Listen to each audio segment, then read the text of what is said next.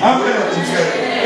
Les amis, donc au repos, donc au repos, donc repos, amen. Ça malade. C'est quoi comme on a eu? La prochaine année, tout le monde est là pour nous partager les lois. Parce que par l'ensemble de l'eau, la croissance de la vie dans les amis, de l'eau dans l'ensemble. Dans les autres, on a tout lié. Tout le monde a envoyé ça, il faut qu'on dise quelque chose pour qu'il se tienne beaucoup de temps et moi et nous on a estomac. Amen. Dans la bamboka, oyo, biloko ko les alliés, au moins la bakondi, ba maladie, à dengue na dengue, pour na bohème. Il y a pas que la dengue a molimo pe, vous allez besoin na biloko ko lia ya molimo pour la spirituellement. Amen. Donc on va répondre pour l'instant, répondre la communauté, répondre la communauté, répondre la communauté.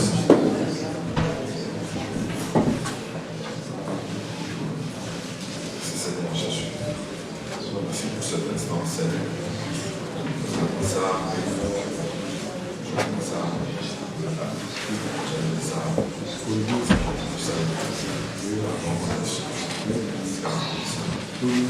Merci pour la présence. Amen. Yesu chama kanda wewe. Yesu chama kanda wewe.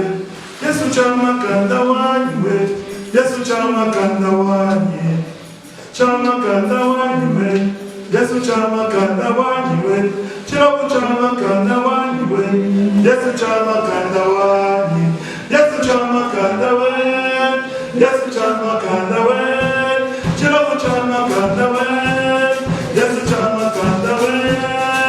Chama kanda wewe. Yesu chama kanda wewe. Yesu chama kanda wewe. Yesu chama kanda wewe. Tuluka chama kanda wewe.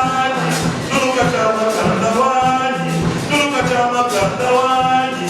Tuisha chama kanda wewe. Chama kanda wewe. Yesu chama kanda wewe. Chama kanda wewe. Chama kanda wewe. Chama kanda wewe. Yesu chama kanda wewe. Chama kanda wewe. Yesu chama kanda wewe. Chama kanda wewe. Chama kanda wewe. Chama kanda wewe. Yesu chama kanda wewe. Chama kanda wewe.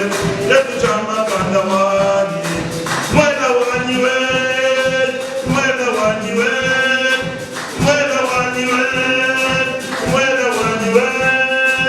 Chama kanda wewe. Chama kanda wewe. Chama kanda wewe. Chama kanda wewe. Zama waniwe. Zama waniwe. Zama waniwe. Zama waniwe. Chama kanda wewe. Chama kanda wewe. Chama kanda wewe. Chama kanda wewe. Mwana waniwe. Mwana waniwe. Mwana waniwe. Mwana waniwe. Chama kanda wewe. Chama kanda wewe. Yesu chama kanda wewe. Yesu chama kanda wewe. Amen. Amen. Azaki na pona esengo na imana na mamuke pona nsambe oyo. Azali nsambe monene.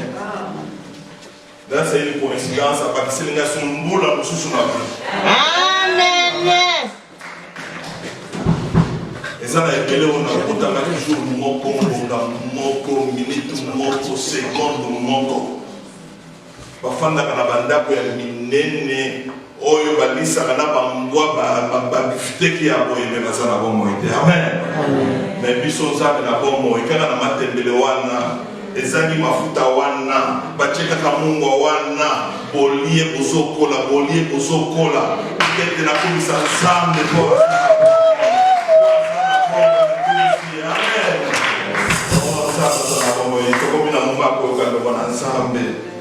La semaine passée, nous étions bénis par une parole spéciale. Dans le qui était pour Dieu, nous sommes le parfum du Christ. Amen. C'était la parole de la semaine passée. Donc pour Dieu, nous sommes le parfum du Christ. Pour l'ensemble, tozali malasi ya Yesu. Amen. Dans le qui était au moment où on se présente devant Dieu, nous sommes au moment où on a dit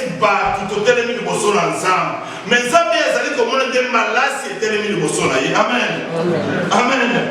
Otele na kanzela otamboli na nzela okenda musala okenda osala makambo na yo ozala kati ya famille na yo olieba fufu omati okiti pona Nzambe amonaka muntu azali kotambola mais Nzambe amonaka nde malasi ezali kotambola na kati ya nzela. Amen. Amen. Na komisi Nzambe parce que le Seigneur a fait des miracles. Bato bazwa ki liloba oyo na mutuya. Zamba bimonisi na vie na bango. Amen. Amen. Zamba bimonisi na vie na bango. Il y a des gens qui ont pris conscience que tous allez pas parfum. Pas n'importe quel parfum, mais nous sentons Christ.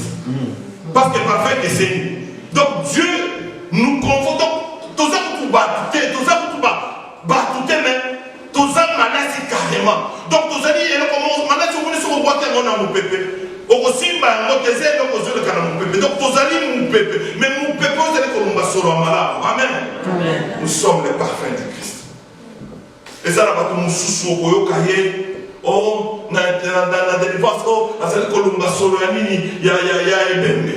Satan pachaka batou solo ebembe. Au comme on a vu, au sali boyo, on dirait on ne veut pas te sentir parce qu'on repousser. Mais la monnaie motali na lui, mais na lati bilamba. Na tiema parfait ya bato bateka na magasin ya bien. Ne pona nini ngai musala ezaka un mois, on met ba ngolio, bato musu batika les années. Non basi ba cheso la mabe corona yo. Amen. Mais na sikoyo, zabe ko chesko parfait ya sika. Deno dimeni zabe boye, o komi kolumba solo malam. O komi kolumba solo malam, pas n'importe quel solo, o komi kolumba Yesu. Amen. Donc, si vous avez sentir, vous avez sentir solo ya Yesu, vous allez demander na zoto na yo, vous allez demander na vie na yo. Amen. Ça c'était dans 2 Corinthiens chapitre 2 verset 15. Amen. Paul est en train de dire aux Corinthiens, vous êtes le parfum du Christ. Dans notre version on dit, vous êtes la bonne odeur du Christ. D'accord. Quel honneur Dieu nous fait. Quel honneur Dieu nous fait. Celui qui est parfum doit sentir bon partout où il y a le chamakolo. Bandeko soki ozali kolumba solo ya bien. Eza na bisika nini okokota. Ata okuti mobulu etenga soki okoti yo kobima la solution place wana. Parce que tu sens bon. Amen. Amen. Kaza na leki na ba kwa mwasi ya. Après mercredi, j'ai répété la même chose encore. Car la parfum me permettait que ce soit au bon de la mercredi pour m'en dire ça. Dès que la dit pasteur, et m'a appelé à la famille, j'ai senti comme si aux autres me l'engaient. Maintenant, je me donne des minutes. Au bien, je me bien ma cambo, ils ont me l'engaient. Chef, je me suis senti dans la tête. Il fallait qu'elle renouvelle le contrat sur le banangaï. Abeningai, abengekungai, tous les locaux, abeningai, enfin, l'albino. Dans ce qu'on a sous ça, donc comme ça, on a ça sous bien, aux années, aux salaires qui étaient, on a pas eu mon délai sur la ligne, mais c'est le bandit des hommes préparés, comme on a nommé Bakino, contre les arrêts, nous faisons des amen. Tiens, frère, le bibon. La voix parlait tellement, n'a aucun qui, n'a pas sa note, n'a aucun qui montait ma candé à mon lit. Mindelo bazobeka na bana biso na bisala bimbo mona mona zosala na fortis c'est ce que mon fortis ça va n'importe qui mona modèle muito mona na qui motema passe sincèrement quand elle me parlait c'est comme si je voyais ma fille Abigail en train de me parler non parce que ça va que papa n'a pas qui nous savait mais dans ce matin c'est pas renouveler tant la caca donc parce que pour que le miracle se déclenche quand tu appelles Dieu il faut omitia na bisika ya mutu wana zoko kapasi pour miracle s'est déclenché. Donc je l'ai pris sur une net, moi, dans la botte. Qu'est-ce qui se passe? Ah mais non, nous sommes pas renouvelés, mais la monnaie net, tu vas renouveler parce que a bien le chef, la mission manager, la mission que non, nous sommes sous ça bien de la vie. Naï, personne n'a numéro, ni personne n'a comme manager. Amen. Mais moi, je n'ai pas besoin d'autre chose. Donne-moi seulement, donne-moi le nom de manager. Tu as mon numéro de téléphone, non? Bêta, nous sommes dans la WhatsApp.